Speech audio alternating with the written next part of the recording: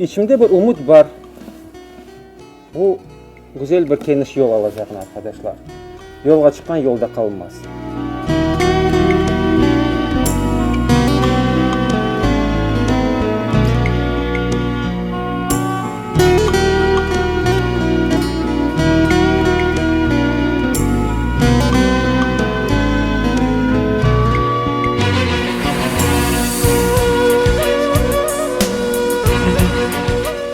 Biz inşallah bütün kıyınlıklarını geçip Medeniy Qırım ne olganını herkesге gösteririz ve başka yaşlarga da aytmağa isteyimiz. Bakınız, görünüz, beğeniniz ve bizge hoşunuz.